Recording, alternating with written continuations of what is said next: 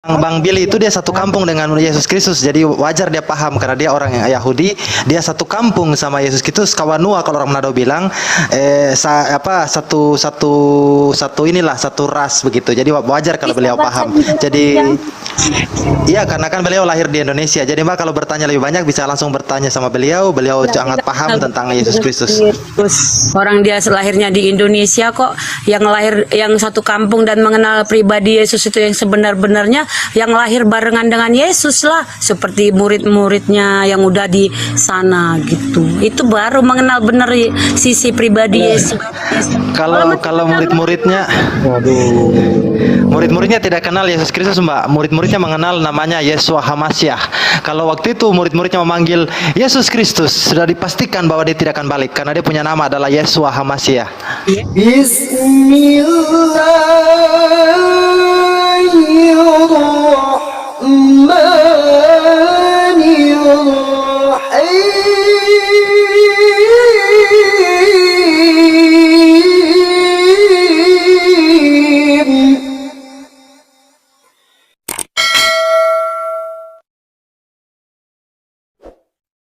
Bismillahirrahmanirrahim. Assalamualaikum warahmatullahi wabarakatuh. Kamu semua yang dirahmati Allah. Semoga Allah senantiasa curahkan segala rahmat, segala nikmat yang berkepanjangan dan tiada keberhujung dari dunia hingga akhirat. Insyaallah. Dan Allah pun kumpulkan kita para kaum muslimin di naungan aras Allah beserta para nabi, beserta para orang-orang yang Allah kasih, Allah sayangi, Allah cinta insyaallah di bawah naungan aras Allah kelak di mana tiada naungan selain daripada naungannya insyaallah. Amin amin Allahumma amin. Kaum muslimin, pada kesempatan sore hari ini saya akan mengunggah sebuah video ya, yang dimana video ini mengisahkan tentang bagaimana para mualaf kita ya. Ini masya Allah ada mualaf baru 1 bulan ya, tapi cerdasnya luar biasa. Berhubung keterbatasan perangkat saya ya, jadi tidak dapat full dari awal gitu. Karena ya itulah apa namanya, loncat-loncat rekotannya tuh apa namanya tuh ketika merekam itu susah gitu ya karena memang keterbatasan perangkat. Nah, ketika berdebat nih luar biasa. Pokoknya bagus gitu ya. Dan ada seorang dari orang Kristen ya, 2 perempuan, 3.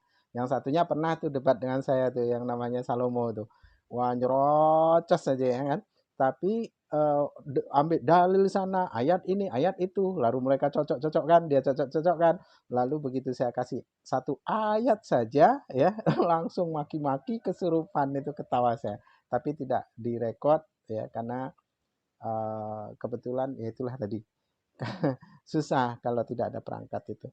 Dan oh ya, terima kasih untuk para hamba Allah ya yang sudah mendukung channel ini ya hingga detik ini masih apa Aki Uhti masih mendukung. Terima kasih sekali dan alhamdulillah sudah bisa upload ya, sudah bisa eksis kembali ya, masa hukuman sudah usai ini insyaallah. Mudah-mudahan seterusnya juga akan diberikan kemudahan ya dalam ranah dakwah ini dan saya banyak-banyak saya ucapkan terima kasih yang setinggi-tingginya untuk para hamba Allah ya, kepada para hamba Allah akhirati yang dimana mendukung channel ini ya, dari awal dibuat hingga detik ini masih tetap mendukung. Masya Allah, semoga Allah murahkan Akhi Uhti dari segala urusan ya, dan Allah pun murahkan Akhi Uhti dari segala munajat sebagaimana hari ini Akhi Uhti masih memurahkan urusan saya, sebagaimana hari ini Akhi Uhti memurahkan urusan saya dalam berdakwah. Dan terima kasih sekali ya untuk para hamba Allah. Oke, agar tidak lama-lama ya, videonya memang tidak sempurna Akhi Uhti ya, tapi ya inilah karena keterbatasan perangkat, tapi saya rasa mungkin harap maklum saja. Oke, demikian kamu muslimin videonya. Doakan beliau, Mbak Betty, semoga beliau mendapatkan hidayah apapun keimanan beliau saat ini, karena kita meyakini bahwa Allah Maha Besar, Dia Maha membolak-balikkan hati manusia. Mudah-mudahan Mbak Betty bisa menerima kebenaran dalam dan menjemput hidayahnya. Itu saja mungkin dari saya, Bang. Silahkan.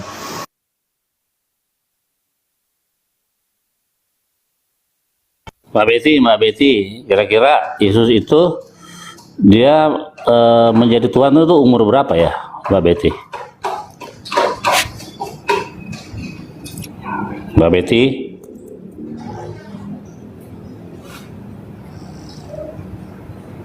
Mbak Betty? Iya. Ya. Oh itu mah, itu sih bukan Mbak Betty yang barusan tuh, itu Mbak Betty. Ya. Iya. Oke, Mbak Betty, kira-kira Yesus itu dia menjadi Tuhan itu kapan? Umur berapa dia jadi Tuhan? Pada saat naik ke surga. Bukan. Eci. Tuhan Yesus itu menjadi Tuhan semenjak dunia ada dan semenjak Tuhan itu ada. Udah, itu keyakinan saya ya, Bang. Kalau Abang mau menyalahkan saya, ya itu yang saya tahu, ya kan. Iman saya, Tuhan Yesus itu ada semenjak Tuhan ada. Jadi sewaktu dia pas dia lahir, jadi gimana pas dia lahir itu statusnya sebagai apa? Kan gini loh Bang, yang saya baca, saya dengar, kan Yesus datang ke dunia ini untuk menebus dosa-dosa umat manusia itu supaya dunia ini tidak binasa karena perbuatan dosa manusia, ya kan? Dan waktu itu saya belum lahir, saya belum berdomisili di sana. Jadi saya mau bilang apa? Mau saya cuma dengar dan tahu dari guru. Ditanya lagi. Oke, sekarang Aku tadi cuma mau dengar, ya itu jawaban saya. ya nggak apa-apa. Sekarang kita belajar dari kitab para nabi ya. Nih. Oke, kita belajar dari kitab para nabi. Tetapi kamu berkata, mengapa anak tidak turut menanggung kesalahan ayahnya? Karena anak itu melakukan keadilan dan kebenaran, bla bla bla. Terus orang yang berbuat dosa itulah yang harus mati. Anak tidak akan menanggung kesalahan ayahnya, dan ayah tidak akan menanggung kesalahan anaknya. Orang yang benar akan menerima berkat kebenarannya, dan kefasikan orang fasik akan tertanggung padanya. Jadi tidak ada yang nanggung-nanggung dosa loh ini, Bu. Orang yang berdosa itulah yang harus mati gitu. Jadi nggak ada tanggung-tanggungan dosa ini di dalam ajaran kita para nabi gitu. Iya memang, tapi kan itu kan tadi ku bilang itu kan menurut saya loh Pak, iman saya, dan saya dengar dari yang mengajarkan kepada saya bahwa Alkitab itu mengajarkan tentang kebaikan. Dan ditanya tentang Tuhan itu, Yesus itu jadi Tuhannya sejak kapan? Yang saya tahu tuh Yesus itu menjadi Tuhan semenjak Tuhan ada. Iya, kalau mengajarkan kebaikan, Any Arrow juga mengajarkan posisi kebaikan tuh, Any Arrow. Dia mengajarkan juga Tapi saya ini Pak, kebaikan posisi. Manusia ini kan gini loh Pak, dikasih mobil satu, dikasih sepeda pengen punya motor, dikasih motor pengen punya mobil, kasih mobil pengen ini. Jadi kan manusia itu egonya tinggi. Dikasih Makanya istri Tuhan satu, itu maunya berapa? menjadi pengen istri 2. Kita tahu Tuhan Gitu. satu malah 3. Jadi ya Malah minta 3 ya Bu ya. Tuhan itu tidak bisa menjadi Nah, lagi tidak aja. berbuat. Lagi aja. Cuman Enggak Bu. hanya Sehingga untuk kita kerepotan kalau misalkan kita dengan modal imani saja, pendapat saya, kita kerepotan sama sekali menghadapi orang itu. Karena kita Enggak. tahu ya, yang namanya keimanan itu tidak bisa kita rubah, tidak bisa. Tetapi akal bisa kita benturkan. Kalau akal, Iya, betul. kalau ayat Makanya- bisa kita benturkan. Kalau iman nggak Makanya bisa. kan tadi gurunya mengatakan bahwa mengajarkan kalau Alkitab itu mengajarkan kebaikan. Nah, Any Arrow, Ibu tahu Any Arrow nggak? Bu Betty pernah tahu Any Arrow? belum pernah kenalan tuh Pak. Nah, nanti cari buku Any Arrow ya, bisa di Google. Itu mengajarkan kebaikan posisi-posisi. Itu Bu. Iya, tapi kan ada tujuannya Pak. Tujuan kebaikan itu untuk apa? Nah, kalau Banyak. orang tahu soal Any Arrow, tanya sama Mahadewa, itu pakarnya itu. Oh iya. Di- Tapi aku salut ya lihat orang pinter. Kok pinter-pinter baca Alkitab. Aku sendiri orang Kristen nggak pinter baca Alkitab. Jadi malu saya. Karena nggak diajar untuk baca sendiri. Itu kita udah tahu Bang semua. Yahudi satu kampung sama Yesus, Pak. Jadi jelas dia paham. Mbak Betty, Bang Billy itu dia satu kampung dengan Yesus Kristus. Jadi wajar dia paham karena dia orang yang Yahudi, dia satu kampung sama Yesus Kristus. Kawanua kalau orang Manado bilang satu inilah satu ras begitu. Jadi wajar kalau beliau paham. Jadi iya, karena kan beliau lahir di Indonesia. Jadi Mbak kalau bertanya lebih banyak bisa langsung bertanya sama beliau. Beliau sangat paham tentang Yesus Kristus. Orang dia lahirnya di Indonesia kok, yang satu kampung dan mengenal pribadi Yesus itu yang sebenar-benarnya, yang lahir barengan dengan Yesus lah, seperti murid-muridnya yang udah di sana gitu. Itu baru mengenal benar sisi pribadi Yesus. Kalau murid-muridnya tidak kenal Yesus Kristus, Mbak. Murid-muridnya mengenal namanya Yeshua Hamasyah. Kalau waktu itu murid-muridnya memanggil Yesus Kristus, sudah dipastikan bahwa dia tidak akan balik karena dia punya nama adalah Yeshua Hamasyah. Yes, itu bahasanya. Karena di Indonesia dibuatlah Yesus Kristus, yang artinya percaya Kristus. Gitu. Sedangkan aku sama bapakku aja aku nggak kenal sifat bapakku yang sebenarnya kok, Bang. Waktu itu ignorance namanya, yang ketidakpedulian. Bang Itu Singa, namanya. ada yang lain nggak? Ketidakpedulian. Nah, yang lain aja lah. Aku kan tadi udah bilang cuma denger doang loh. Ya Allah kok ditanya, ya Allah. Ya silakan Itu Ibu udah bagus turun tuh. saja ya. Turun saja udah, dengarkan saja di bawah Bu ya. Mudah-mudahan Ibu bisa belajar waktu di bawah, bisa mendengarkan, dan Ibu bisa mengetahui siapa Yesus menurut Ibu. Ya. Silakan Bu. Oke. Iya, coten-coten yang di bawah, yang tapping-tapping tadi silakan naik ya. Hai Kak. Eh, Kok nggak mau turun sih? Turun.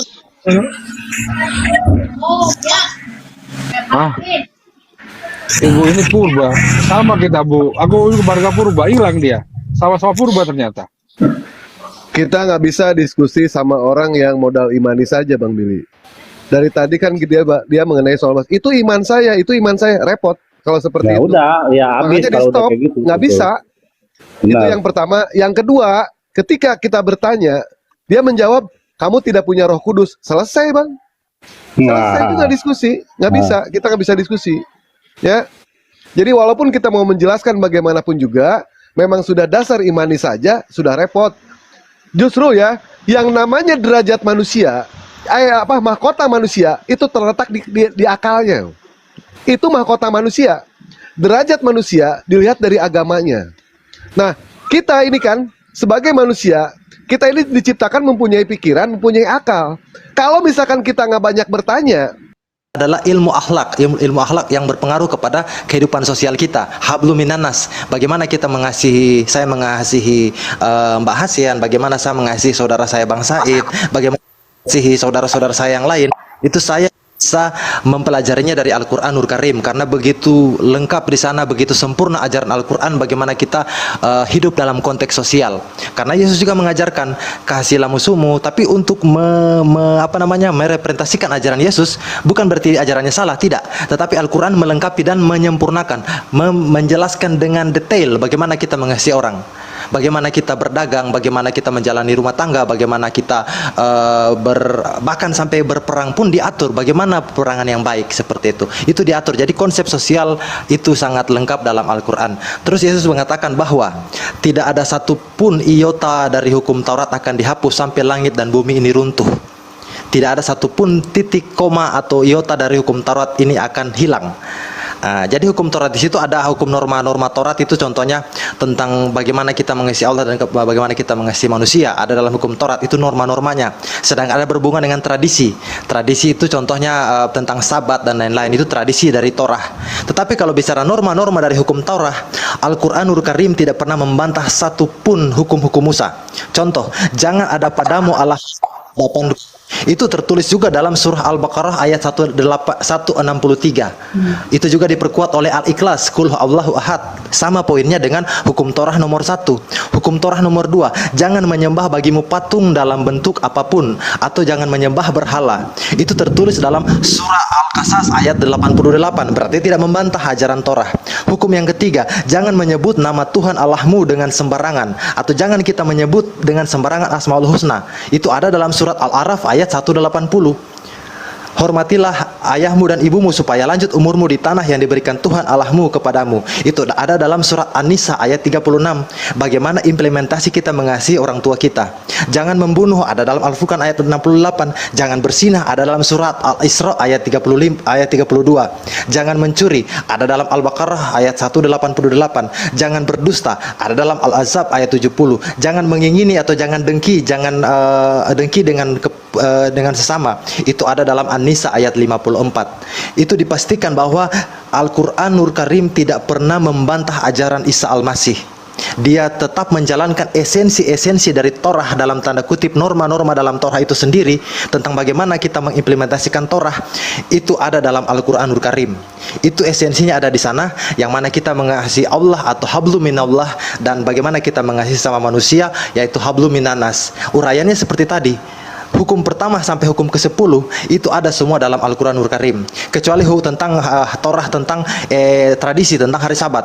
Dalam surah Al-Jumu'ah ayat 9 juga menyatakan tentang itu, tetapi kepada hari Jumat. Itu berhubungan tentang perbedaan sosial, perbedaan budaya, perbedaan tradisi antara umat Islam dan juga Bani Israel atau suku Yehuda atau suku Yahudi. Tetapi kalau secara esensi dari norma-norma Torah yang berhubungan dengan hukum kemanusiaan dan hukum menyembah kepada Allah, itu tidak ada satupun yang dibantah. Terima kasih Mbak Hasyan.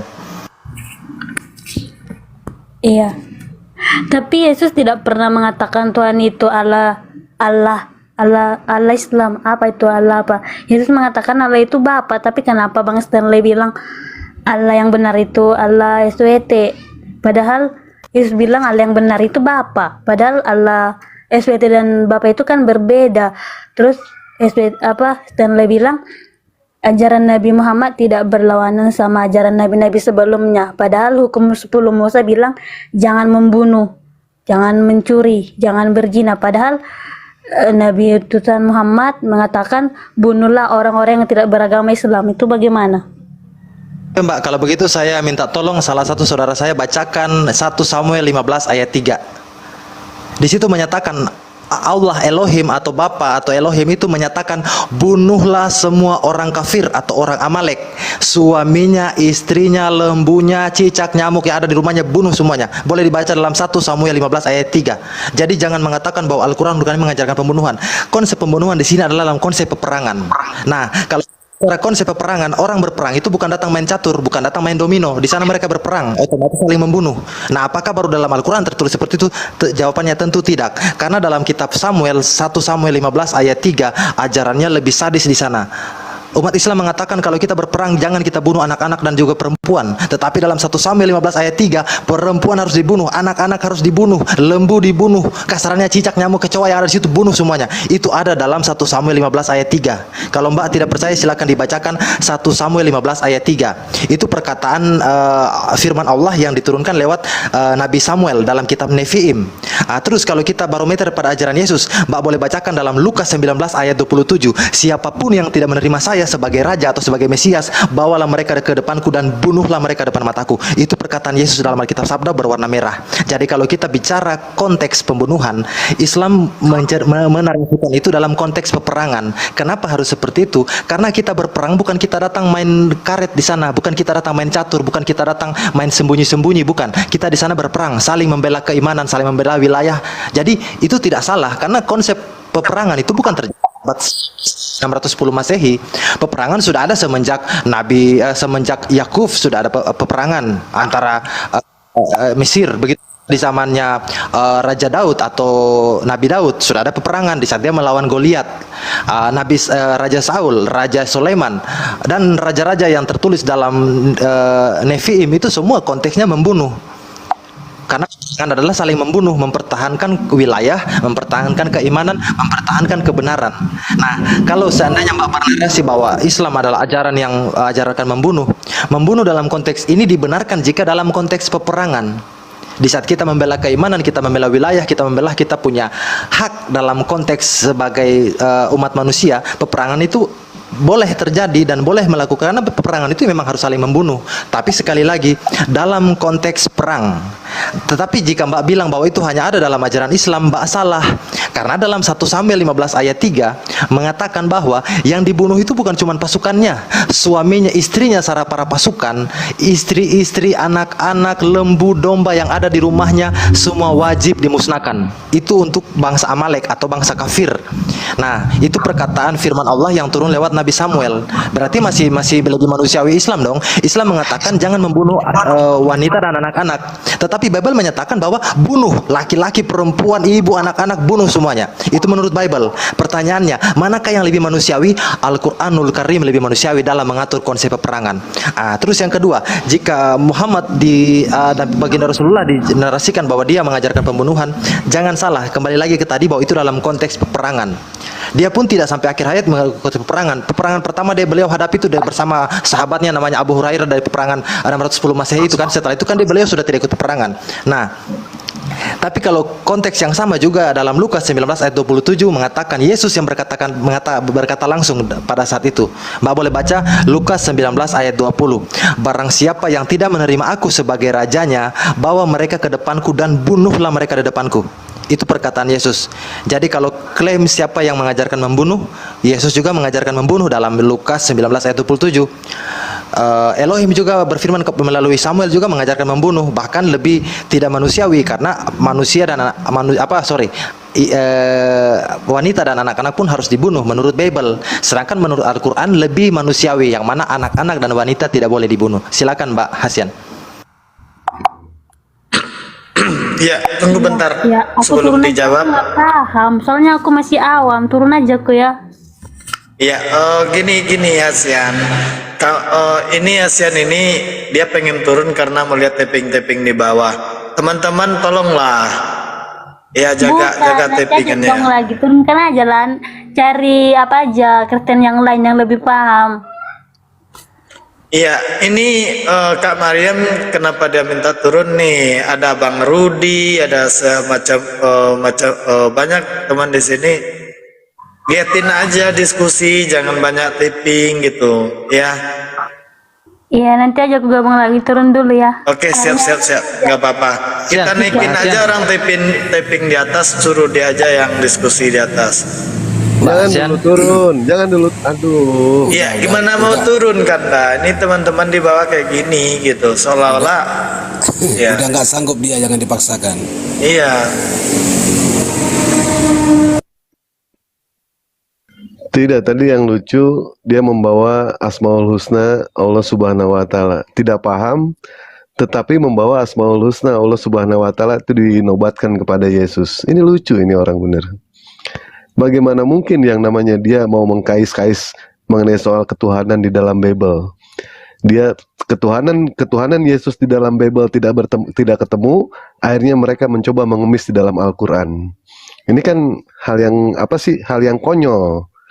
Terus tadi banyak sekali ya yang mesti Dewa bahas. Dia mengatakan mengenai Asmaul Husna itu, contoh deh ya, kalau misalkan 99 itu cocok kepada Yesus, itu artinya Yesus. Kita uji satu-satu. Apakah benar ini cocok kepada Yesus? Al-Ajiz dikatakan yang maha perkasa. Apakah Yesus maha perkasa? Kalau maha perkasa sama paku tidak akan tembus. Itu ya. Terus masih banyak yang lain yang tidak cocok dengan Yesus. Al-Muhaimin, maha mengatur. Apakah Yesus mengatur? Tidak sama sekali. Tidak mengatur. Al-Jabar yang memiliki kegagahan. Apakah Yesus gagah? Tidak. Sama sekali tidak gagah. Terus yang lucu, orang satu-satunya Tuhan yang diurus sama buminya itu adalah cuma Tuhan Kristen. Satu-satunya Tuhan yang namanya Tuhan, tugasnya itu mengatur bumi. Tidak mungkin Tuhan itu diatur sama bumi. Apa buktinya? Yesus jalan di atas bumi. Diatur sama bumi tidak? Diatur sama bumi. Yesus makan ikan goreng. Diatur sama bumi. diatur sama bumi. Yang namanya Tuhan memberikan rezeki, bukan menerima yang namanya rezeki. Ini kan konyol gitu mengambil Asmaul Husna. Terus tadi lagi Sabar. Kita diskusi aja dulu ya. Kita diskusi aja dulu. santai kok. Aku mau nanya Ya nih, santai. gimana wujud kamu menyembah kepada Allah SWT? Coba. Sebentar Soalnya bos. aku nggak pernah Sebentar lihat bos tuh ya. kalian menyembah. Oke, coba. Ini apa lagi nih orang? Nggak gini loh. Kalau mau diskusi ya diskusi. Kami tidak pernah melihat Allah, betul. Apakah ente juga melihat Allah? Kita sama-sama diskusinya dulu. dua arah ya. Iya baik. diskusinya Apakah harus ente dua arah, ya. apakah ente juga melihat Tuhan? Saya tanya. Ente melihat Tuhan juga nggak ketika menyembah? Bertanya saya melihat Tuhan. Baik, Tuhan melihat Tuhan. Seperti apa wujud Tuhan itu? menyatakan dirinya melalui Yesus Kristus. Firman Baik, Allah telah dinyatakan melalui Yesus Kristus ya. Itu harus Baik. dipahami, bro. Artinya menyatakan di situ. Apakah menampakkan? Saya kan udah bilang. Ibrani bilang 1 apa? ayat 3. Yesus adalah gambaran wujud Allah. Oh, Yesus gambaran wujud Allah. Baik. Ketika ente mengatakan Yesus adalah gambaran wujud Allah, apakah pernyataan Yesus di dalam Yohanes 5 nomor 37, jangankan rupa, suaranya pun tidak bisa kau dengar. Artinya, ketika Bapa mengatakan Yesus adalah gambaran Allah, apakah Allah Bapa di surga punya pantat? Kamu salah. Itu Yesus sedang berbicara tentang Bapa yang adalah sang sumber, bro. Baik. Ada Bapa beda. sang sumber mengatakan akan tetapi Allah telah menyatakan dirinya kepada manusia melalui sang firman itu, sang firman yang telah datang menjadi manusia, bro. Makanya baik, kenapa menyatakan di surat Bang, satu-satu Bang. Kita nanya ya.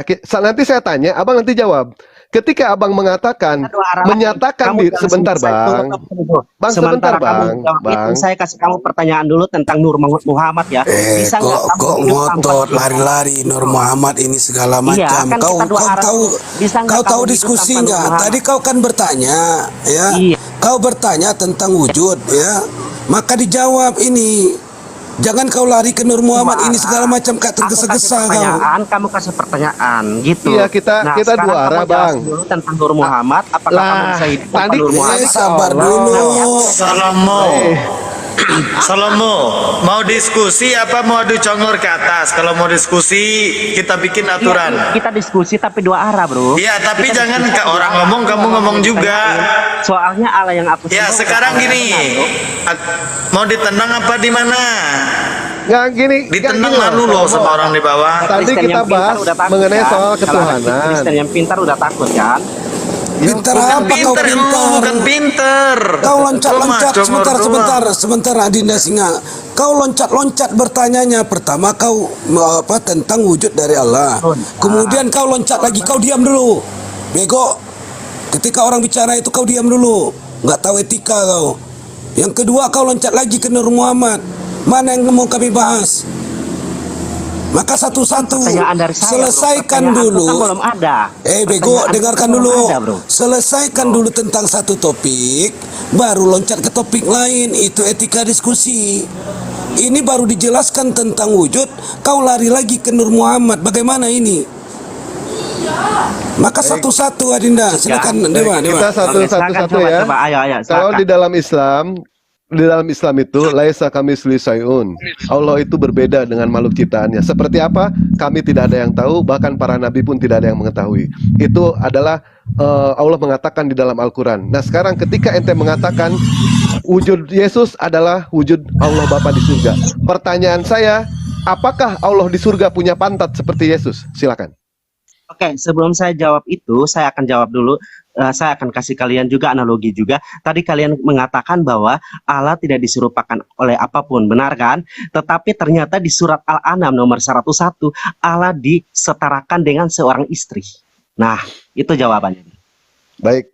Nah, sekarang pertanyaannya, ketika ente mengatakan Yesus adalah gambaran Allah Bapa di surga, apakah Allah Bapa Yesus punya pantat?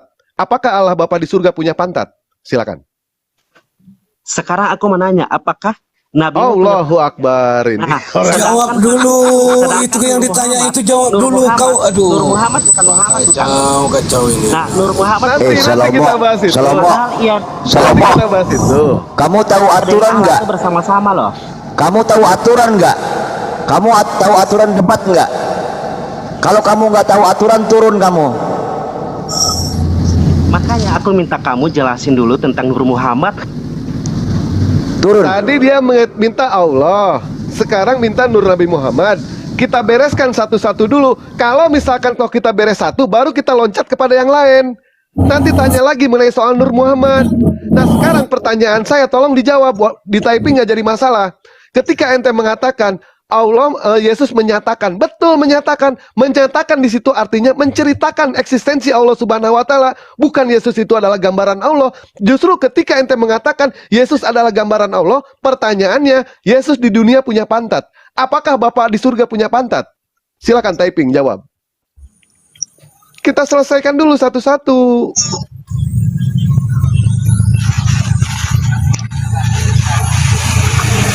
Ya, selamat siang Betty.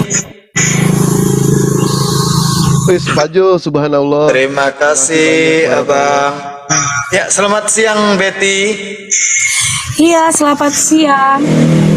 Kristen apa Islam Betty? Puji Tuhan Kristen.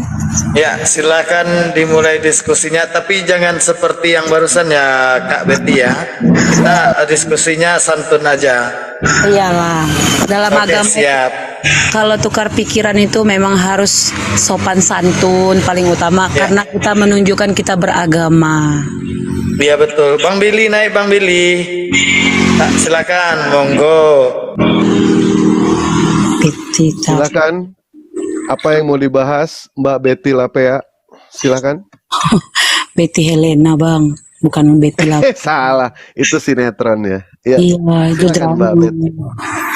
Aku dari tadi cuman denger aja gitu loh. Cuman kan gini ya, saya selaku umat Kristen, kalau kita kan diciptakan Tuhan, karena walaupun kita tidak melihat, walaupun kita tidak bisa mendengar suara Tuhan itu secara langsung, kita hanya boleh percaya dan melakukan kebenaran itu gitu. Jadi kayak tadi kan Mas apa nih ya, Mahadewa bilang Tuhan itu punya pantat atau enggak, gitu ya pertanyaannya.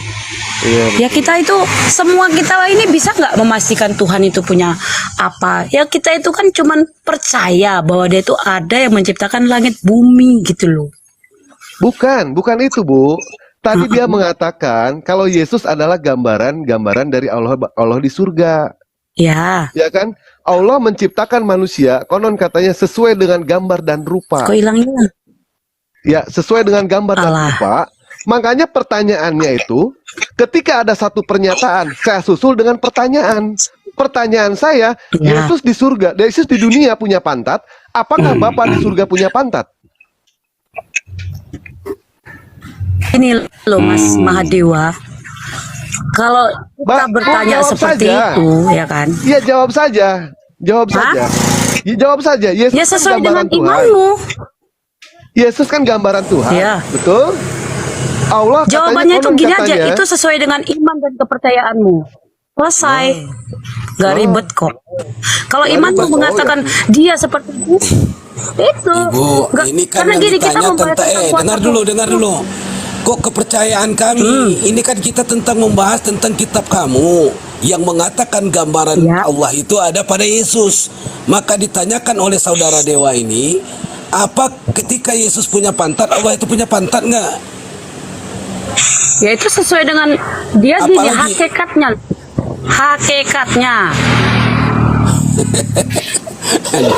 Kacau ini. Kok kacau? Kita kan Ya, gini iya, bang. Anda tidak menjawab secara substansi apa yang ditanyakan. Ketika teman Anda berkata bahwa gambaran Yesus adalah gambaran Allah, ya, maka dipertanyakan kan karena Yesus ini berbentuk, bisa dilihat, bisa diraba. Nah, kemudian ketika kita bisa melihat, oh, Yesus ada pantat, apakah Allah itu ada pantat juga? Karena dia berdasarkan gambaran dari Yesus. Gambaran dari Allah serupa. Ya, apakah itu? Ya, apakah Allah itu juga punya pantat? Ya kalau dia serupa ya sama lah. Oh, berarti Allah itu punya pantat itu deh, Mak. Itu jawabannya. Namanya dia maha, dia itu maha, maha apapun dia suka-suka dia lah. Mau dia punya, mau dia nggak punya, itu dia maha. Kita mau bilang apapun, dia itu maha. Kita nggak bisa bilang ada atau tidak ada. Dia itulah yang punya segalanya. Iya. Jadi gambaran sebagaimana gambaran Yesus, Tuhannya berambut gondrong, Allah pun juga berambut gondrong gitu ya.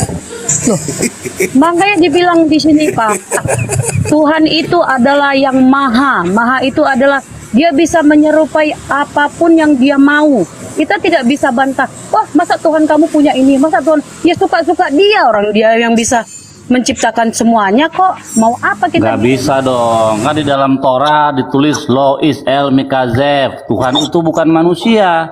Di dalam Hosea 11 juga berbunyi Tuhan itu bukan manusia. Jadi tidak ada dalilnya Tuhan bisa jadi apa saja, tidak ada. Loh, Coba cari Tuhan bisa jadi manusia, nggak ada dalilnya. Tuhan itu dibilang, kenapa kita bilang Tuhan itu maha? Ya, dalam Islam pun dibilang. Iya, sekarang besar. cari tandingannya yang mengatakan Tuhan bisa jadi manusia. Sementara di dalam Torah dikatakan Lo is el mikazef. Tuhan itu bukan manusia. Sekarang gini Pak, kita kan bertukar pikiran, bercerita. Menurut Ya. saya tidak tahu saya tidak pernah menyentuh Torah. Saya tidak percaya, saya tidak pernah lihat Torah. Yang saya pernah percayai itu adalah Tuhan Yesus adalah kepercayaan saya yang saya percaya itu. Jadi dia diciptakan oleh Tuhan sesuai dengan rupa oleh Allah itu sendiri, dan saya percaya bahwa Tuhan itu suka-suka dia mau buat damai, dia mau buat hancur, itu kuasa Tuhan. Dan kita tidak bisa bilang oh Tuhan itu begini, nggak bisa. Orang kita aja ciptaan Tuhan kok. Kita ini hanya cuman percaya, disuruh lakukan kebenaran. Kita membahas tentang Tuhan itu nggak ada guna, karena dia juga yang maha pinter. Kita ini bodoh, kitanya debu di alas kaki Tuhan, mau membahas tentang kuasa Tuhan. Kita hari ini juga bisa mati dibuat Tuhan kok mau bahas tentang siapa Tuhan, pantatnya ada atau enggak ada. Itu urusan Tuhan. Kita ini hanya percaya kok, Ibu, bahas tentang pantat Tuhan. Oh, justru yang bego itu kitab Ibu, bukan seperti Kenapa? Karena gini, Pak. Bu ya, Bu sebentar Bu ya. Kita diciptakan sama Allah itu punya yang namanya pikiran, punya yang namanya akal. Ketika ada satu pernyataan di dalam Bible, kami susul dengan pertanyaan, Bu. Apakah salah? Kalau misalkan kami tidak boleh bertanya, kenapa kami diciptakan mempunyai akal? Apa bedanya kami dengan binatang kalau seperti itu? Pak, apa bedanya? Saya jawab ya Pak, dengan hati yang lemah lembut. Saya mohon jangan lemah lembut, bahasa Ibu saja tidak lemah lembut. Bukan Pak, dari awal itu. Gini, Bapak saya itu bertanya, Bu. Saya bukan melakukan statement di sini, tetapi saya bertanya. Ketika ada pernyataan yang mengatakan Yesus adalah gambaran Allah, salah nggak saya bertanya kepada Ibu, apakah Allah di surga punya pantat? Salah tidak? Saya bilang Bapak tidak salah, cuma sekarang jawab saja sama Ibu, punya atau tidak? Kita pastikan sama atau tidak? Coba jawab sama Ibu. Karena gini loh Pak, berarti Allah Bapa di surga punya pantat, betul? Suka-suka Tuhan, dia mau punya apa? Loh, kok jawabannya begitu ya? Iya dong, karena kita nggak bisa pastikan Tuhan itu sekarang punya ini, punya itu, karena Tuhan itu yang menciptakan kita. Berarti kita itu kan gini, sekarang kita punya fisik seperti ini. Kita percaya kita menyerupai Allah, makanya dia kasih kita kuasa menguasai isi langit di bawah laut. Baca Alkitab makanya. Oh, baca. Ayat berapa itu, Bu? Ayat berapa saya baca? Pak, saya nggak pernah ayat berapa? Saya nggak pernah baca Alkitab. Ingat Yohanes sekian. Mbak Betty. Saya percaya nggak perlu datang, perlu percaya Pak bahwa imani saja Bu ya, imani saja kalau begitu. Pak, nggak ada gunanya kita sarjana agama Pak kalau hanya untuk menyesat. Kalau nggak ada gunanya, buat apa Ibu naik ke atas? Ini kan diskusi agama. Saya ini membahas tentang saya kan wajar dong memperjuangkan iman saya. Berarti kita berguna membahas agama, betul? Ada gunanya tapi untuk kebaikan. Jangan bilang tidak berguna Bu. Kita jangan bilang tidak berguna. Saya bukan bilang nggak ada guna Pak. Saya bilang untuk Kak apa Betty, kita hanya untuk Kak Betty, yang mana yang Tuhan Kak Betty itu? Yang mana nih Kak Betty, yang Tuhan Kak Betty ini yang mana, coba tunjuk. Yang mana? Yang mana? Maksudnya? Yang maksudnya? Yang mana? Itu kan banyak foto Yesus tuh. Banyak ini. Yang Tuhan Kak Betty yang mana? Yang mana? Coba tunjukin. Sekarang gini loh Pak. Saya kan gini, saya hanya percaya bahwa Tunjukin Tuhan dulu Tuhannya tuh Tunjukin mana. dulu yang mana. saya belum pernah jumpa sama Tuhan saya Pak. Cuma Katanya saya udah pernah jumpa, Katanya udah cuman pernah bisa jumpa. dilihat, nggak seperti kami. kapan saya pernah saya bilang pernah jumpa dengan Tuhan? Kau ini. Itu yang bikin foto itu siapa? Yang tukang fotonya siapa itu? Fotografernya Oh, zaman kayaknya sering. Yang mana ini? Fotografernya kayaknya sering ketemu sama Tuhan tuh. Pak, saya nggak bisa Nantilah. berani Pak. Saya nggak Jadi berani. inilah Oten ya, ketika dia mengatakan mana Tuhan kalian di dalam Islam, Tuhan kalian nggak bisa dilihat. Ketika kita sodorkan foto Tuhannya, mereka ngeles lagi. Kami nggak Coba pernah kau lihat Tuhan. tunjukkan yang mana, dipilih dulu, dipilih dulu. Ayo. Yang mana? Tuhan saya itu apa bisa dia menyerupai apa aja pun karena Tuhan itu maha pemuas. Iya, yang mana? Yang mana? Makanya Yang kalian mana? bisa melihat. Nggak Sebentar, boleh dong sebentar. maksakan saya. Sebentar. Kalau Baik, dibikin Bu, gambar kayak Bu. gini, dibikin gambar Sesuai kayak di gini. dalam Kan gitu. Bu Betty, sesuai di dalam Matius Ya. di dalam Lukas 1 nomor 37, Tuhan itu bisa menyerupai apa saja ya Bu ya. Betul Bu ya? Iya. Baik. Kira-kira Tuhannya Kristen bisa jadi iblis nggak Bu? Karena dia itu adalah maha, saya tidak bisa juga bilang Tuhan itu. Karena Tuhan itu maha pemarah, maha pengampun, Iya, maha saya pencipta, cuma tanya Bu. segalanya Bu, dia bisa. Bu, jawab pertanyaan saya Bu. Mau jadi apapun Ketika- dia bisa. Oh baik, jadi apapun juga bisa. Apakah Tuhan bisa Suka-sukanya jadi iblis? Tuhan. Iya, jawab aja. Bisa tidak Tuhan itu jadi iblis? Bisa tidak? Iya. Bisa tidak Bu? Kalau dia Tuhan mau itu bisa. jadi iblis. Bukan kalau dia Bisa. mau, tolong dijawab bisa gitu. Bisa jadi apapun. Bisa, alhamdulillah. Bisa. Barakallah, subhanallah. Hah. Ternyata Jadi Tuhannya apapun dia Kristen bisa. itu. Jadi Baik. apapun. Jadi Tapi ayam dia bangkok bukan, Tapi bisa. dia bukan iblis. Oh itu Iya, saya terserah paham. Tuhan. Baik, Iwan Pilah, Terserah Bismillah. Tuhan. Terima kasih banyak. Dia sudah menjawab Mbak dengan Betty. jujur. Ya. Kalau Tuhannya itu bisa Mbak Betty. berubah menjadi iblis. Bu, Alhamdulillah. jadi apapun Tuhan bisa. Tuhan itu Iya. maha bisa. Betul. Kan saya udah Tuhan mengalah saya di itu- sini. Iya. Jadi iblis bisa. Jadi ayam Bangkok bisa, betul? Suka Tuhan. Nah, dia sendiri yang menghinakan, bukan kami ya. Tuhan Maha Iwan Tahu. Pilah ya. Selesai sudah. Tuhan Maha Kuasa. Nih Tuhan Bang Maha- Stanley mau nanya sama Kak Betty. Silakan dijawab Mbak apa Betty. itu Bang? Maha Tadi saya dengarkan, Mbak Betty, Ya. tadi kan saya mendengarkan di saat kakandaku Bang Billy mengangkat dalil dari Torah, terus Mbak Betty mengatakan bahwa Mbak Betty tidak mempercayai Torah, betul ya tadi ya? Saya tangkapnya Tidak- begitu tadi. Ya, saya tidak pernah lihat Torah. Saya tidak Ya. pernah menyentuh Torah. Saya tidak pernah lihat Torah. Ya, nah ini yang harus diketahui bahwa semua penguatan yang terdapat dalam 3 Injil kanonik dan juga 1 Injil Yohanes, semua itu berlandaskan ajaran Torah. Buktinya di mana? Semua tulisan-tulisan Injil pasti punya catatan kaki. Catatan kakinya dari mana? Dari fondasi fundamentalnya dari Torah itu sendiri. Kenapa seperti itu? Karena Yeshua HaMashiach adalah seorang Yahudi, seorang Yudaism. Seandainya zaman itu sudah ada KTP, pasti KTP Yesus Kristus adalah seorang Yahudi dan beragama Yudaism dan seorang yang mengimani Torah sebagai firman Allah. Yang terjadi di sana adalah Yesus menjelaskan bagaimana beliau mengimplementasikan ajaran Torah tersebut. Jadi kalau seandainya Mbak bilang Mbak tidak menjadikan Torah sebagai landasan iman, ya kekristenan pada umumnya harus juga dong sepakat untuk tidak membawa-bawa kitabnya Torah Nevi'im Ketuvim dalam satu rangkuman Bible yang dijadikan perjanjian lama. Seperti itu Mbak, silakan. Maksudnya? Nggak bisa Bang Stanley, ini nggak bisa diajak diskusi orang. Sudah Ya kan saya dari tadi cuma mau mendengar, bukannya mau apa. Saya mau belajar. Tahu-tahu kalian tanya Mbak Betty begini, saya kasih pendapat saya lah. Orang saya Dia nggak bukan bisa. sarjana agama. Saya kan Dia- cuma pengen dia- mengerti. Dia tidak tahu mengenai soal Bible, tidak tahu mengenai soal Torah, jadi hanya modal imani saja. Iya. Tadi kan Mbak Betty bilang kan tidak pernah melihat Taurat, sedangkan kalau Mbak Betty telusuri ajaran Yesus itu semua bersumber dari Torah.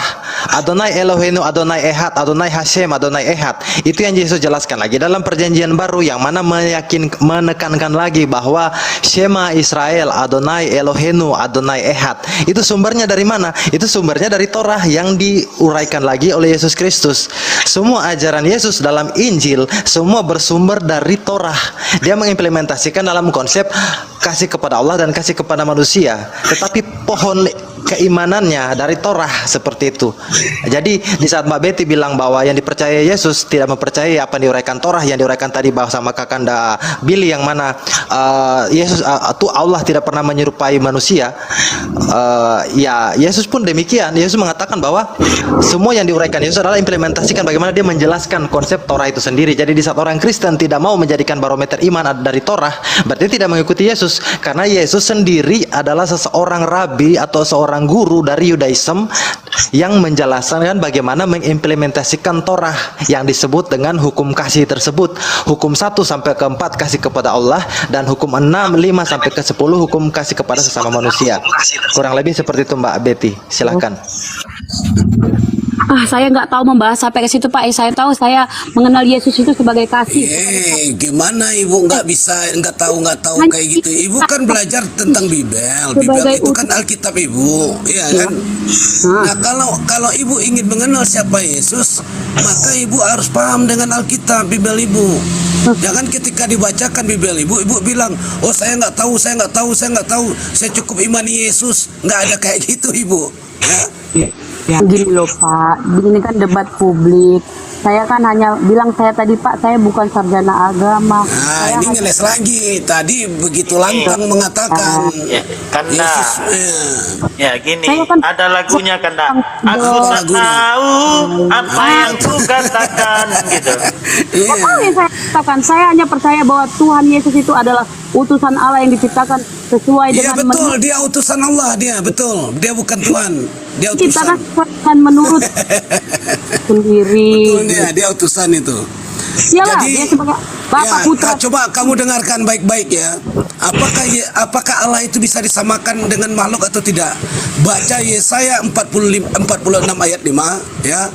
Apa isi Yesaya 46 ayat 5? Kepada siapakah kamu hendak menyamakan aku? Hendak membandingkan dan mengumpamakan aku sehingga kami sama? Dijawab dengan di Yesaya 46 ayat 9, ingatlah hal-hal yang dahulu dari sejak purbakala, bahwasanya akulah Allah dan tidak ada yang lain.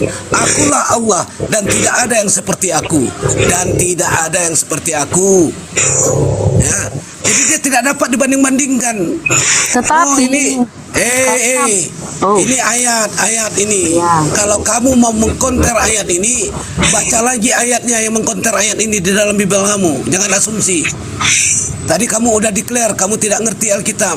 Sekarang kamu mau bantah Alkitab ini. Saya bukan tidak mengerti Alkitab. Saya hanya melandaskan bahwa kami Kristen hanya percaya bahwa kasih adalah sumber dari segala kebaikan. Itu aja. Apa kasih kepada siapa? Kasih kepada Allah paling utama. Nah, kasih kepada Allah itu harus mengikuti semua perintahnya, baru itu disebut dengan kasih. Tetapi jika kamu tidak mengikuti perintah Allah, maka itu tidak disebut dengan kasih. Itu adalah pembangkang. Tidak mau seolah-olah saya ini pintar agak Alkitab, baca Alkitab, tapi saya belum sanggup melakukan isi Alkitab itu sendiri. Kenapa kita pintar baca Alkitab tapi tidak melakukannya? Sementara kita ngomongnya kotor. Kamu untuk apa? Lebih baik saya tidak mengerti sama sekali, tapi saya percaya. Apa percaya pada siapa? Saya kepada Tuhan Yesus Kristus. Bagaimana cara percaya kepada Tuhan? Tuhan Yesus yang berani bersaksi. Hanya pada Allah Bapa, Yesus Kristus, berjalan kebenaran dan hidup. Tidak ada yang bisa sampai pada di sorga tanpa melalui Yesus. Yesus bersujud dan berdoa kepada Allah. Apakah ibu berdoa dan bersujud kepada Allah? Iya dong. Ibu berdoa kepada Yesus atau kepada Allah? Kepada Tuhan yang menciptakan langit dan bumi. Tuhan ibu siapa? Tuhan kami itulah Bapa, Putra dan Roh Kudus dalam tubuh. Nah ini Yaitu dia tadi. Nah di Kristus. dalam Yesaya tadi dikatakan, akulah satu-satunya Allah, tidak ada yang serupa dengan aku. Allah itu adalah Ahad, Esa, Tunggal. Ya. Dia Ya. tidak terbagi antara 1 dan 2, tidak Amin. terbagi antara 2 dan 3. Amin. Begitu Ibu. Ya. Tidak ada Allah Bapa, Allah Kudus, Allah ini, Allah Putra, nggak ada itu. Tapi kan dibilang tadi kembali konteksnya, suka Apa? Tuhan. Oh, suka-suka Tuhan, Bu. Gini ya, saya terangkan. Mbak. Coba Ibu dengarkan dengan baik-baik ya. Kalau sekiranya Tuhan itu inkonsisten, ya, maka tidak ada satupun manusia yang akan menyembahnya. Ya, percayalah itu. Karena Tuhan itu konsisten. Ketika Dia bilang Dia Maha Suci, Dia tidak akan mungkin masuk ke dalam rahim yang penuh dengan hadas. Ya, ini yang namanya konsisten. Tetapi kalau Ibu berkata oh, suka-suka Tuhan, Tuhan tidak berbuat suka-suka. Siapa Tuhan, bilang? gini.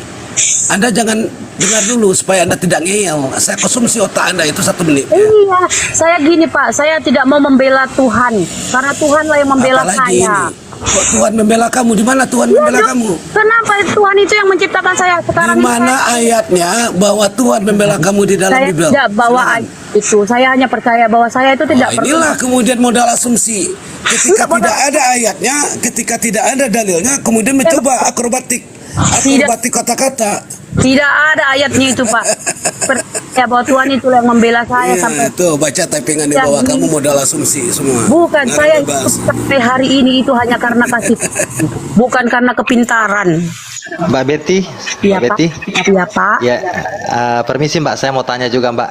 Gini Mbak ya, Iya, kita kalau dalam diskusi kan yang kita perdebatkan kan logika, tetapi tanpa harus saya merasa paling benar, saya hargai keimanan Mbak tentang Mbak mempercayai bahwa Yesus adalah Tuhan. Iya. Yang dipertanyakan di sini dalil ataupun narasi dari kitab yang menjadi fundamental atau menjadi fondasi keimanan Kristen, yang mana di sana memang tidak ada satupun dalil secara eksplisit maupun implisit menyatakan bahwa Yesus adalah Tuhan. Seperti itu. Tapi saya hargai itu Mbak, itu keimanannya Mbak. Iya. Saya hargai itu karena saya juga sama menghargai kepada umat Kristen di Argentina yang menyembah Maradona sebagai Tuhan. Saya pun hargai itu. Seperti itu Mbak ya. Jadi tidak masalah kalau Mbak itu adalah keimanannya Mbak. Tapi tadi saudara-saudara saya kan tadi menanyakan tentang fondasi keimanan itu kan dari narasi-narasi kitab, karena kekristenan meyakini bahwa sumber kebenaran bersumber dari Bible atau yang namanya Biblos, atau dalam Injil yang ditulis oleh siapa Mbak? Oleh yang tidak diketahui. Itu yang pertama. Terus kalau memang Mbak meyakini itu, saya tidak membantah. Cuman saya sedikit ada pertanyaan Mbak. Iya, Pak. Di situ kan menjelaskan kan ada 3 entitas Allah dalam satu pribadi, entitas Bapa, Anak, dan Roh Kudus ya Mbak ya. Setuju Mbak? Iya, amin. Nah, kalau kita tarik dari konsep Roh Kudus dan kita tarik ke kitab Galatia 5 ayat 22 sampai 23, di sana ada 12 buah-buah roh. Mbak setuju Mbak ya? Iya. Oke. Nah, yang saya jadi pertanyaannya Mbak, apakah Parakletos, kalau di situ kan menyebut Roh Kudus atau Roh Pembela, atau yang disebut dalam literasi Yunani disebut dengan Parakletos, apakah dia satu-satunya roh Allah yang dijadikan entitas dari pribadi Allah Mbak? Silakan Mbak. Maksudnya agak loading. Kan gini Mbak, kan di situ menjelaskan konsep Trinitas itu kan Allah Bapa, Allah Anak, dan Roh Kudus Mbak. Setuju Mbak ya? Itas ya. Oke, nah pertanyaannya, apakah cuma Roh Kudus yang diangkat sebagai entitas Allah sesuai dengan keputusan Konsili Chalcedon atau Konsili apa tahun 381 yang mengangkat Roh Kudus menjadi salah satu entitas Allah? Nah, pertanyaan saya adalah, apakah cuma Roh Kudus karya dari ilah itu sendiri Mbak, atau ada roh-roh yang lain menurut Mbak? Atau cuma Parakletos itu yang diangkat sebagai Allah? Roh Kudus lah. Mana ada roh yang lain? Hanya Roh Kudus. Itu roh Allah itu sendiri. Oke Mbak, saya bantah sedikit Mbak. Dalam Wahyu 4 ayat 5 di sana ada 7 roh Allah yang lain yang bukan Parakletos, yang bukan Roh Kudus. Apakah mereka adalah roh Allah atau bukan Mbak? Atau roh ada keelehan atau bukan? Ada 7 roh Allah. Kalau Mbak baca dalam Wahyu 4 ayat 5, di situ mengatakan ada 7 obor yang menyala-menyala, dan itu adalah ketujuh roh Allah. Sedangkan kalau kita pakai dasar keimanan bahwa keilahian hanya bersumber kepada Roh Kudus yang itu adalah satu entitas, sedangkan di kitab Wahyu ada 7 roh Allah yang lain. Mereka masuk ke dalam Trinitas atau tidak itu Mbak, menurut Mbak? Silahkan. Yang saya tahu ya Pak ya, yang saya tahu ya, saya nggak mau terlalu nanti saya bilang begini-begini, rupanya saya salah. Yang saya tahu cuma satu, Roh Kudus aja, udah. Gak tahu Berarti ada roh yang lain di situ. Intinya saya percaya Roh Kudus saja, yaitu oke roh Mbak. itu sendiri. Oke Mbak, saya sepakat itu keimanannya Mbak. Tetapi kalau kita bersumber dari narasi yang tertulis dalam Bible, dalam kitab Yesaya di sana ada 32 roh Allah yang lain selain dari roh pembenaran itu, roh kebenaran atau roh pembela tadi atau Parakletos, ada roh Allah yang lain. Dalam Wahyu 4 ayat 5 ada 7 obor yang menyala-nyala. Itulah ketujuh roh Allah. Nah, pertanyaannya, 7 roh Allah yang di luar dari Parakletos atau Roh Kudus ini mereka adalah bagian dari entitas Allah atau tidak? Kalau seandainya mereka adalah bagian dari keilahian, berarti bukan Trinitas. 7 tambah 3 berarti jadi 10 entitas Allah. Kalau kita jadikan barometer 10 roh Allah yang ada dalam Wahyu. Nah, tapi kalau kita mau tambahkan lagi dengan 32 roh Allah dalam kitab Yesaya, berarti sangat luar biasa besar, sangat luar biasa banyak roh Allah tersebut. Pertanyaannya, kenapa cuma Roh Kudus yang diangkat menjadi entitas Allah? Sedangkan roh Allah itu banyak. Ada banyak sekali, banyak narasi ada dalam kitab Wahyu tadi, dalam kitab Yesaya itu menjelaskan apa namanya entitas-entitas dari karya dari Allah, yaitu roh Allah. Nah, ada 7 roh. Nah, yang saya tanyakan di saat Tertullianus mengonsepkan bahwa Roh Kudus atau Parakletos itu adalah bagian dari roh Allah atau roh dari entitas Allah itu, bagaimana dengan roh-roh yang lain? Mereka bukan Allah berarti Mbak ya? Bang, kan tadi aku udah jawab. Yang saya tahu, Bang, Tuhan itu, Allah itu suka-suka dia. Sedangkan saya percaya, saya sekarang memiliki roh Allah, roh yang maha besar di dalam diri saya. Karena itulah masih ada kasih di dalam hati saya sebagai manusia. Roh Allah itu ada di mana-mana, suka-suka dia. Saya nggak perlu Suka dia apa suka-sukamu? nggak suka saya, nggak suka kita. Jadi Suka dia apa Tuhan. suka-sukamu? Coba saya Jadi tanya betul. sama kalian yang pintar-pintar agama itu. Mbak Betty, Menghenti- Mbak Betty, ini berhenti. Tapi kalau Tuhan Mbak pasti Betty. bisa. Mbak Betty, saya sepakat dengan Mbak Betty, saya sepakat dengan Mbak. Dia ini nggak bisa dinasihati, Kan saya nggak bisa Iya. diajak diskusi karena dia Betul, tadi udah Bang. declare dia Saya- cukup percaya sama Yesus saja. Jadi udah Percaya susah sama kita. Yesus Udah, saja. itu dia bilang. Iya. Nah, Tapi saya kan orang tadi bodoh, orang tapi goblok. begini Mbak Betty, begini Mbak Betty. Betty, Al-Jabur, Al-Quran Mbak saya Betty. nggak apa. Saya hanya pengen Mbak dengar Betty. biar pintar. Mbak Betty. Ya. Mbak Betty minta izin Mbak ya, jadi begini Mbak, kita bukan berarti kita merasa paling benar Mbak ya, kebenaran itu hanya milik Allah. Nah hanya tadi saya uraikan tadi, saya sepakat dengan Mbak Betty, saya sepakat loh sama Mbak Betty, yang mana Allah tidak boleh kita gambarkan dalam bentuk tidak boleh bentuk 2, 3, 4, 5, 6 atau apa yang diuraikan dalam konsep Trinitas, karena Allah itu maha besar. Mbak Betty bilang dia bisa jadi apa saja, saya setuju, dia maha besar Allah itu tidak bisa kita gambarkan diperkecil dengan konsep Trinitas, karena ehad ataupun ahad itu adalah diksi ciptaan manusia yang paling mendekati menggambarkan ketunggalan Allah itu sendiri. Tetapi seperti apakah Allah itu sendiri tidak boleh kita perkecil dalam konteks Trinitas, karena roh Allah itu bukan cuma Roh Kudus. Begitu juga dengan entitas-entitas Allah yang lain. Allah itu maha besar, dia punya kuasa yang sangat luar biasa. Kenapa sama Tertullianus, sama Athanasius itu diperkecil menjadi Trinitas, cuma Roh Kudus yang dimasukkan di dalam? Bagaimana dengan roh Allah yang begitu banyaknya yang bersumber dari Allah itu? Mereka jadi apa sebenarnya kalau memang bukan dari Allah, bukan menjadi? Jadi Allah itu sangat maha besar Allah. Kata ehad dalam Ibrani, kata ahad dalam bahasa Arab itu diksi ciptaan manusia yang paling mendekati menggambarkan ketunggalan Allah yang maha besar itu.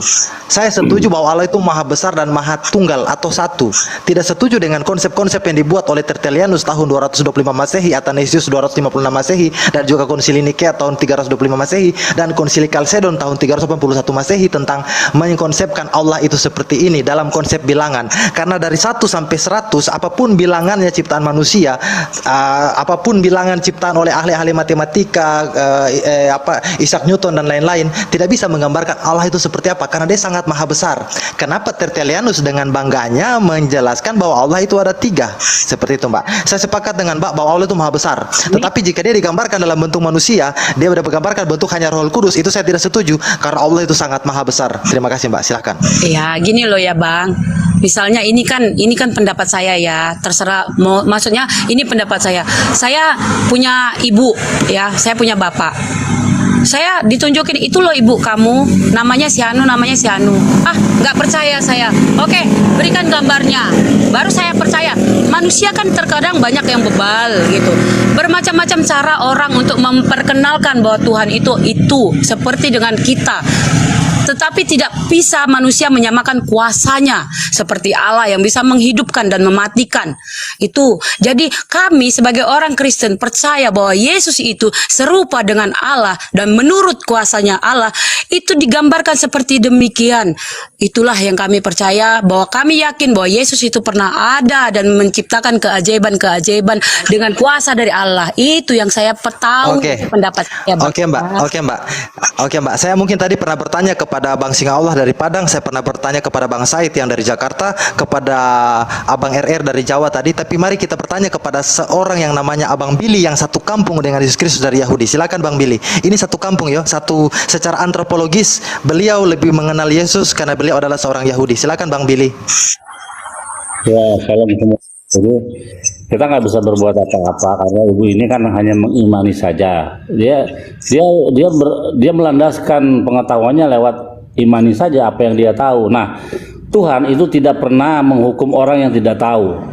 Nah, bahayanya kalau orang udah dikasih tahu tidak mau tahu, itu yang bahaya. Nah, begitu. Jadi konsep Tuhan adalah roh itu tidak dikenal di dalam ajaran para nabi Israel. Nabi Tuhan tidak dikenal.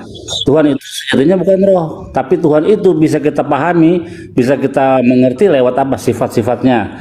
Tuhan menciptakan langit dan bumi atau YHWH itu disebut sebagai roeh atau gembala. Sifatnya apa sih gembala? Mengayomi, menjaga kawanan ternaknya. Tuhan disebut lagi El Gibor, Allah yang perkasa. Tuhan disebut lagi Afiat, penasihat ajaib. Tuhan disebut Peleoets, ya, penasihat ajaib. Afiat, Bapa yang kekal. Itu semua adalah nama-nama Tuhan yang kita bisa pahami lewat sifat-sifatnya saja, esensi karakteristik Tuhan. Tapi Tuhan tidak dikenal lewat apa? Lewat fisik, karena dikatakan dalam Torah, di tengah-tengah api engkau mendengar suara saja tapi satu rupa pun tidak. Makanya dikatakan dalam ayat yang lain, Tuhan itu bukan manusia.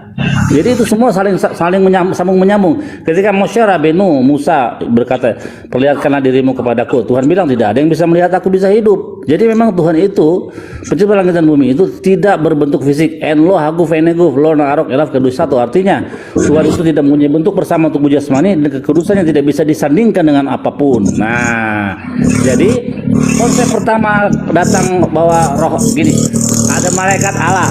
Malaikat Allah, apakah malaikat itu Allah?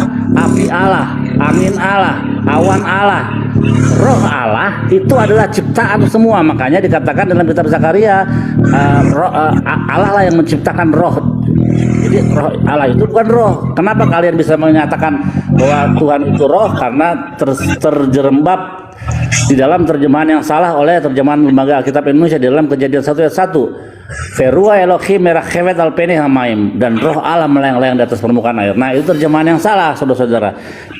Terjemahan yang benar ialah dan angin yang daripada Tuhan melayang-layang di atas permukaan air di situ. Jadi dikatakan malaikat Allah, angin Allah, api Allah, awan Allah, roh Allah itu adalah ciptaan, bukan Tuhan itu berbentuk roh begitu. Jadi ya kita maklumi saja atas pengetahuan ibu ini yang pertama dia tidak hafal ayat-ayat ada di mana, tidak hafal. Dia hanya mau yakini apa yang dia yakini dan tahui saja. Nah, mudah-mudahan Hakadosh Baruch Hu, Tuhan yang Maha Pengasih, memberikan hikmat kepadanya supaya bisa mengetahui Tuhan yang benar.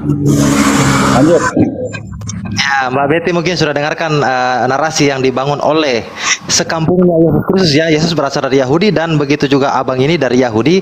Mereka satu kampung, Mbak. Jadi cukup akurat informasi beliau. Terima kasih. Terima kasih. Namanya saya belajar. Saya kan bodoh. Dari tadi saya bilang saya bodoh, Pak. Saya belajar. Saya tadi kan cuma mau mendengar. Kok ditanyain, yo saya jawab dengan iman saya lah. Saya salahnya di mana? Enggak salah. Agama kok. Saya kan salah, Mbak, enggak salah. Belajar. Kok saya dibully, dibilangin belajar tapi ngeyel. Ya namanya saya yang saya tahu, saya yang bawa. Ditanya saya jawab. Udah. Aku nggak ngeyel loh. Iya, Mbak, kita tidak permasalahkan keimanan, Mbak. Yang tadi kita bahaskan logika dan juga fondasi keimanan yaitu dari Injil ataupun Torah. Tetapi kalau apapun yang Mbak imani tidak bisa kita bantah, karena keimanan seseorang itu bersemayam di hati masing-masing, menjadi hak hak yang paling yang tidak bisa kita bantah gitu loh Mbak. Seperti saya bilang tadi, di saat ada orang Kristen di Argentina mengatakan bahwa Maradona adalah Tuhan, saya tidak punya hak untuk membantah karena itu keimanan mereka. Begitu juga dengan Mbak yang meyakini bahwa Yesus adalah Tuhan, itu adalah hak Mbak untuk meyakini itu, tidak perlu saya bantah. Hanya kita tadi berargumentasi di sini adalah data narasi yang tertulis daripada kitab-kitab yang menarasikan kisah-kisah tentang tokoh-tokoh tersebut Mbak. Terima kasih Mbak, silakan.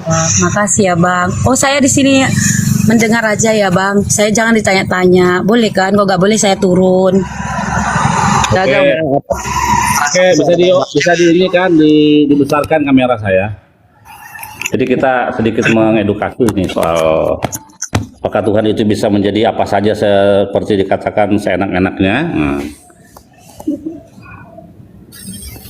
Bentar. Oke. Ini dari kitab Nevi'im ya, kitab para nabi Israel. Hosea 11 ayat 9, aku tidak melaksanakan murkaku yang menyala-nyala itu tidak akan membinasakan Efraim kembali, sebab aku ini adalah Allah dan bukan manusia. Tuh ya. Jadi Tuhan itu adalah Tuhan Allah dan dia bukanlah manusia. Nah, kita lihat di dalam kitab Torahnya sekarang. Tadi kan sudah. Oke.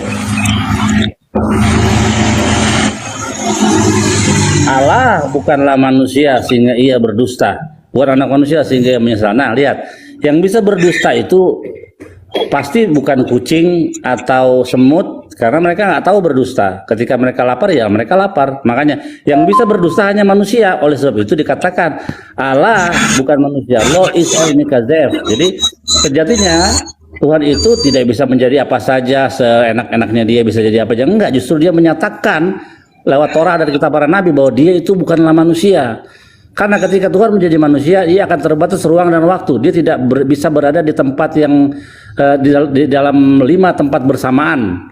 Pasti nggak bisa. Ketika Yesus yang katanya Tuhan berinkarnasi menjadi manusia, dia tidak bisa ada di mana-mana. Dia tidak ada di Indonesia, dia ada di Bethlehem saja, di sekitar Yerusalem sana, Israel. Nah, kalau Tuhan, dia bukan manusia. Kenapa? Karena dia bisa berada di mana-mana saja, ya. Tuhan itu besar, tadi dikatakan, bahkan kebesarannya ini melebihi jagat raya ini, ya. Tuhan ada di mana-mana, gitu. Jadi dari yang mengatakan bahwa Tuhan itu bisa menjadi apa saja, itu kurang didukung oleh ayat di dalam Alkitab. Tapi kalau Allah bukan manusia, itu jelas. Ada 2 sumber tadi ya, kitab ini Bilangan dan juga kitab Hosea, gitu. Jadi kalau Tuhan itu katanya bisa semau-maunya, maunya semau kita atau semau Tuhan, gitu. Semau Tuhan ya dia bukanlah manusia, gitu. Gitu. Tapi memang kalau kita nggak tahu ya, gini. Jadi kalau kita nggak tahu, Tuhan tidak pernah menuntut apa yang kita tidak ketahui pas kita mati. Nah, pas kita mati kita tidak tahu yang benar yang mana. Dia tidak pernah belajar Torah, dia tidak pernah tahu bahwa Tuhan itu satu. Dia tidak pernah tahu tentang 10 perintah Tuhan. Ya, mau dituntut gimana? Tuhan nggak akan menuntut orang yang tidak tahu. Nah, makanya selama kita masih hidup harus kita mencari tahu kebenaran itu. Benar nggak nih? Gitu. Iman kita ini benar nggak?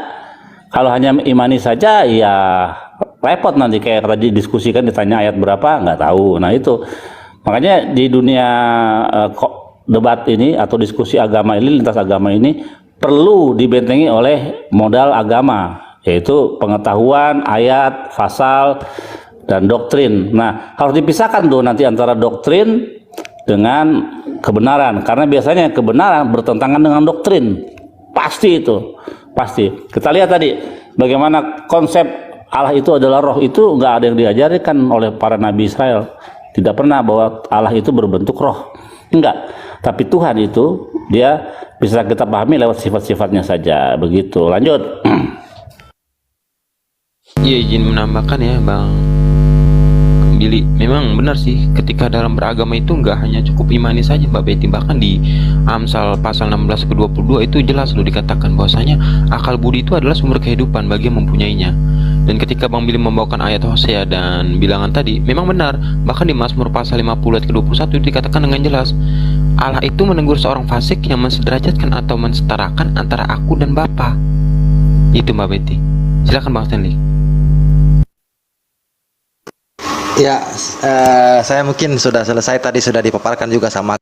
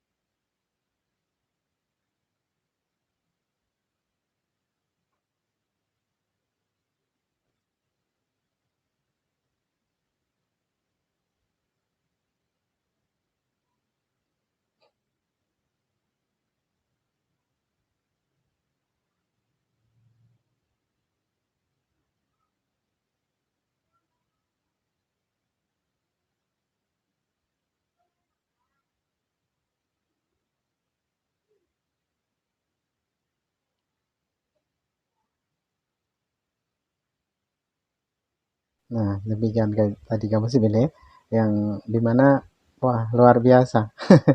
Dan pada akhirnya perempuan itu ngamuk ya, perempuan-perempuan ini, karena memang ya dari sekian banyak orang Kristen ya dari 100% ya orang Kristen itu 99% mereka tidak pernah baca isi kitabnya, tidak pernah belajar tentang bagaimana bunyi ayat-ayat yang ada di kitabnya. Sebenarnya bukan ayat juga ya, karena memang itu terdapat tulisan-tulisan apa namanya surat-surat Paulus ya untuk perjanjian baru ini juga bukan firman Tuhan ya, bukan firman Allah, melainkan catatan-catatan apa yang dilakukan oleh Yesus di masa lampau dan perkataan-perkataan Yesus di masa lampau. Dan itu pun kalau saya bandingkan dengan buku-buku yang saya punya tentang bagaimana Nabi Isa alaihissalam berkomunikasi terus berinteraksi dengan orang-orang Yahudi kala itu pada bangsanya ataupun pada kaumnya,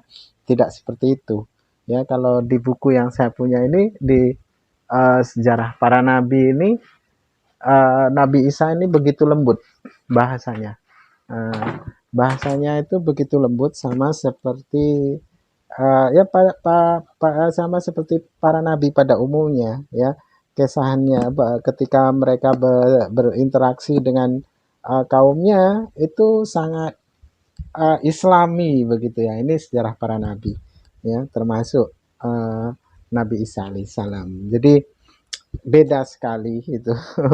Makanya kalau dikata Nabi Yesus ini kan seorang nabi ya, di dalam Bible sekalipun ya, itu perkataan-perkataannya kan banyak konyol gitu ya, banyak kontradiksi. Yesus sendiri banyak mengingkari ucapannya sendiri. Itu tidak mungkin seorang nabi itu seperti itu. Maka disitulah saya katakan bahasanya perjanjian baru, Lukas, Markus, Yohanes, Matius itu bukan firman Tuhan, bukan. Artinya bukan perkataan Yesus, bukan gitu ya. Hanya sepenggal-sepenggal kisah saja itu. Makanya di dalam Jesus Seminar itu dikatakan bahasanya Bible itu ya, yang masih dapat diindikasi kebenaran itu adalah masih indikasi ya, masih diperkirakan itu benar, perkataan Yesus itu hanya 18% saja gitu. Jadi yang keseluruhannya itu bukan ya, karena di situ juga ada tulisan merah, tulisan hitam sama merah. Kalau merah tulisan perkataan Yesus, kalau yang hitam bukan gitu ya. Itu perkataan orang gitu. Oke, demikian saja Komisi ini yang dapat saya sampaikan. Saya Rudi Sana. Wassalamualaikum warahmatullahi wabarakatuh. Bismillahirrahmanirrahim.